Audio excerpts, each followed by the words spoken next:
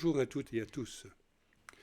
Dans cet épisode, nous allons nous attarder à l'action systémique, c'est-à-dire la méthodologie proposée par la vision systémique pour faire de notre école ou de notre établissement ou de notre service une organisation apprenante en recherche constante de qualité. En complémentarité avec son livre fondateur sur la vision systémique intitulé Le macroscope, Joël de René nous propose une description de la méthodologie de l'action systémique.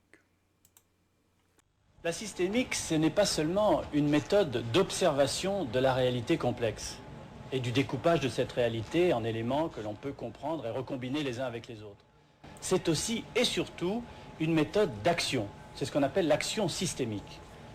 Comment se fonde cette action systémique et sur quel type d'étapes elle s'appuie? Il y a 5 étapes principales. Je vais les décrire une par une. D'abord, il faut comprendre que ces 5 étapes s'inscrivent à l'intérieur d'une de ces boucles de rétroaction dont je parlais tout à l'heure. Action, évaluation des résultats, nouvelle action. Alors regardons dans l'ordre ces 5 étapes fondamentales.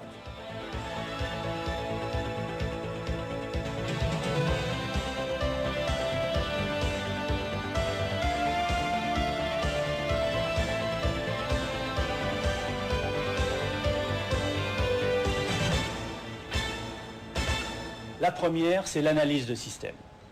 La bonne vieille méthode cartésienne a fait ses preuves, il faut l'appliquer.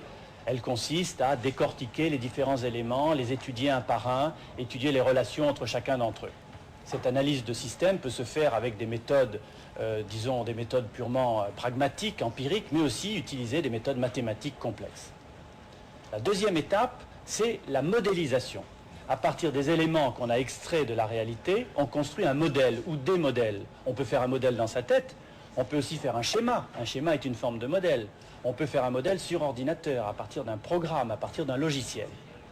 La troisième étape de ce modèle consiste à le faire vivre, c'est-à-dire à le simuler. C'est la phase essentielle dite de simulation. On va faire comme si le modèle réagissait dans la réalité. Si je fais ça, que je change tel élément, tel paramètre, qu'est-ce qui va se passer? Je peux simuler un modèle dans ma tête, mais je peux simuler un modèle sur ordinateur ou bien utiliser un simulateur, comme un simulateur de vol par exemple, qui permet au pilote d'apprendre à atterrir ou à décoller dans des conditions difficiles. Quatrième étape, à mes yeux, c'est l'étape essentielle de l'action systémique. C'est ce que j'appelle l'action combinatoire. Rappelez-vous du réseau de tout à l'heure. Ce réseau est fait de plusieurs nœuds. Si je veux agir sur le réseau pour le modifier, et que je n'agis que sur un seul des éléments, très vite, l'ensemble du système va se mobiliser pour réagir contre l'effet que je veux lui faire subir. Il va y avoir ce que les économistes appellent des effets pervers.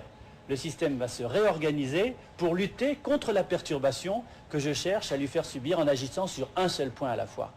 L'action systémique combine les moyens. Il s'agit d'agir ici, puis là, et alors ensuite, selon les résultats, ici. Ces éléments d'action sont en synergie les uns avec les autres et vont contribuer à faire évoluer le système dans la direction souhaitée. Donc oubliez l'action ponctuelle.